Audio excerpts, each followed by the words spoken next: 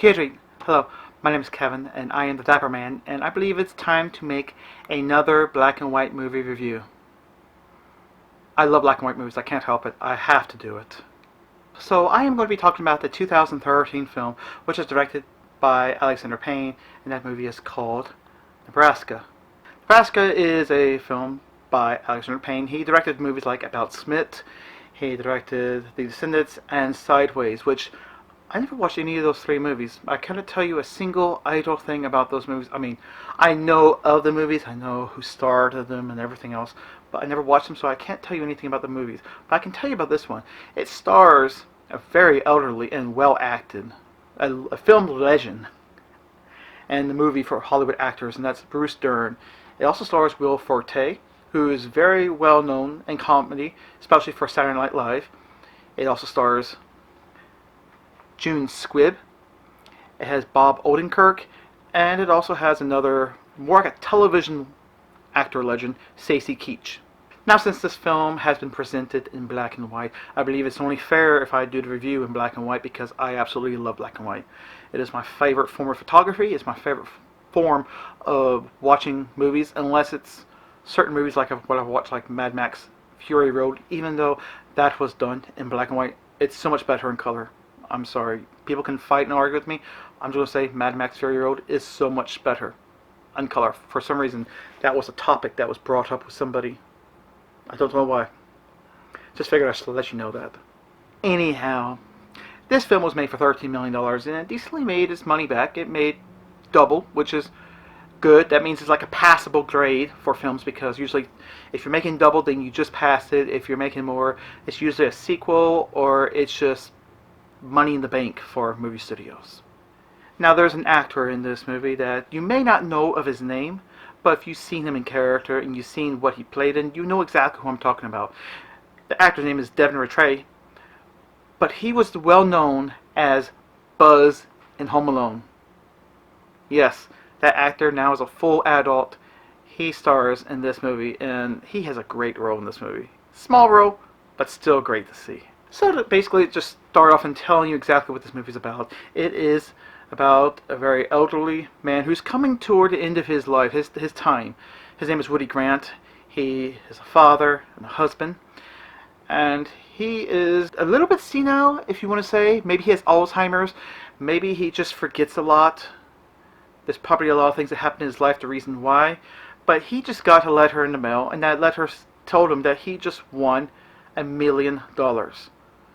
Now, just to be clear, this letter that says that he won $1 million is one of those letters like I remember seeing as a child growing up. It was this thing called Publishers Clearinghouse. If you know what that is like a magazine subscription. So these letters would come inside the mail, and it would say that you won $1 million. Subscribe to our magazines and see if you win. And you did this little scratch off. It was so weird because I believe we got these every single month. And I believe one of them, it was like two men that was on this. I believe his name was Bob Clark. I want to say it was Bob Clark and it was somebody else. But anyways, these two faces were well known on television, and they were always on during the afternoon television show. And they always talked about how you can be the winner of $1 million, or how these people won. And they always had these big, humongous checks. So that's exactly where this old man is going through this. And he sees this and he believes he actually won. I mean, he believes without a shadow of a doubt that he actually won $1 million. His family and people are trying to tell him that he is not winning, but he's persistent and he's not going to stop. He's not going to let anything stop him. He can't drive. He doesn't have a vehicle. His vehicle doesn't work. He does anything. So he keeps walking away. He keeps walking down the freeway, and then to turn around, go grab him, bring him back, and try to tell him he's very hard-headed. He's not listening, or if he is, he doesn't care, and he is very determined to do this. One of his sons, David, who is going through a bit of a crisis in his life, he is without a girlfriend because someone broke up with him. He doesn't have much of a career. He doesn't really do anything. He's just a very loner person. So after the numerous times of him going and rescuing his father and coming back, he's like, you know what? Forget it. we're just going on this road trip. I'm going to have to prove it to you that this is not real, because you're not going to listen. You're just going to do it. You're probably bound to kill yourself in the process, so might as well just take you there to Lincoln, Nebraska to see this. This is the most rural towns I've ever seen, and I grew up in some rural towns. So when he goes to take his father to Lincoln, Nebraska, he's like, hey, Dad, how about I take you to see your family and friends and acquaintances when you grew up in a small town called Hawthorne. Now, to me personally, that's very interesting, because I lived for 2 years in a small city here in the state of Florida called Hawthorne. Hawthorne is a very small town. So throughout this opportunity, as he's taking his father, he's discovering some things about his father his father never told him. And he learns a little bit more of his past, and a little bit more than he really wants to know, especially coming from his mother's side when she decides to come back to visit them and through a bus trip and just explore around areas that they used to live at. Something that's like of a past time, that it was gone away, but they're returning. And it has a lot of great sequences, because it shows, as this man, you don't exactly know his full story through his eyes, because there's no flashbacks, which is a great way of making a story and showing it go forward. But it has this subtle dry sweetness, but at the same time a little bit of bitterness, because he recognizes and he sees these things that was once in his life and is no longer there. And it's as though the small town he grew up in never really aged that much. It aged with people passing by and people that grew up and moved away, but there are certain people who remain there and stay there. I would tell you about the ending, but it would do a bit of injustice. I believe this is a film that you must watch. It is an incredible film. I loved its dry subtleness. I love its long takes. I love the way how whenever you visit a family, and especially if you go see those families you haven't seen for many years, and it is so dry and so subtle, it's exactly the way how when I go visit certain family members, which I don't very much that well, but I understand exactly where they're coming from. You get into these awkward situations, especially at the dinner table when you're talking to them, and you don't know how to take it, you don't know how to accept it, because it's probably because that distance, you care, but you don't, because it's family. It's hard to describe.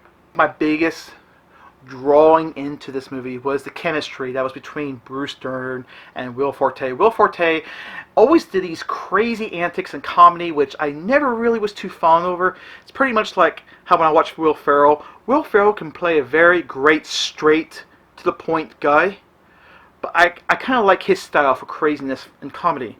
Will Forte, I never cared, because it felt like he was overdoing it and going too much into it. This one, he plays straight, narrow, and dry, and he does so fantastic as a dramatic actor. I'm surprised that he didn't get more recognition for this, because he really is a great actor, especially in this movie. And the chemistry between the two, and their exchange for words, and sometimes it just shows the expression so much. And he has this form of, I don't care, but I do care. And it was great to see that. I love the editing. The editing was fantastic, because it wasn't over-edited. It was, when they did the scenes back and forth, it wasn't too choppy, it wasn't messy. The music is like a character of its own. When you listen to the music, it has this very organic feel, which you know what kind of movie you're going to be watching when you watch this movie. It's going to take its time. It's not going to rush. The moments when it does rush, it's actually getting along with the form of comedic timing, and then it goes right back into the dramatic feel, and it works so wonderfully. I loved it. If you're not a fan of black and white movies, and if you're not a fan of dry comedic movies, I don't know what to say. You are totally completely missing out, because black and white sometimes works for films, and sometimes it just feels like it's just there just to draw a certain form of audience, which is one of the reasons why I love black and white, because it draws a certain interest towards someone's face, and you can concentrate and look at one's feelings and emotions. And this movie does a great job at that. Now, the character is played by Stacy Keach. I thought it was okay. I mean, that was probably the only thing I was not really too invested for. I mean, it was there, it was good. The role he played as an antagonist in this small town, very well known, but it was okay. His wife, hilarious. I laughed at almost everything she said because she is like this person who's too old to even give a crap about what anybody thinks. She just says what's on her mind, and she has no filter. She has no filter. So she will splurt out whatever comes first to mind, which makes great awkward situations and great comedic timing. His brother, which is played by Bob Odenkirk, which is good actor. Very small role, not too much. Kind of wish I saw a little bit more of him, but this movie was mostly about a father and son, the road trip and the bondage they were sharing together. Now this film is rated R. For the reason why it's rated R, I will put in the description right now. That's the reason why. This movie doesn't very have much special features. There's only one special feature in this movie, and the special feature in this movie is just like a short documentary. Documentary is pretty much what documentary is. It's good, it's decent, it's not like excellent, and it's not bad at all. It's actually decent, and I didn't mind watching it. I enjoyed learning a bit more about the process and about them going to different small towns and where they had to film these scenes, because that was a draw for me, because I like to go on road trips, travel by myself, looking at certain areas, taking pictures, filming a short scene, and then coming back and re-editing. So I like that. So that is my review for Nebraska. See it if you can. Highly recommend it. And that is it. So if you have seen this movie, let me know in the comments below. If you haven't and you are interested, let me know. I am more than likely 100% going to comment back. I know that made no sense in saying that, and I just realized that. Oh well, you understand exactly what I'm saying. I will comment back. And until then, don't forget to subscribe. I'm still around. I have not ceased from existing. I'm still here, and I really appreciate everyone that has stuck around for this channel, and hopefully I will see you around to the next review. So until then, take care, have a lovely day. Cheers.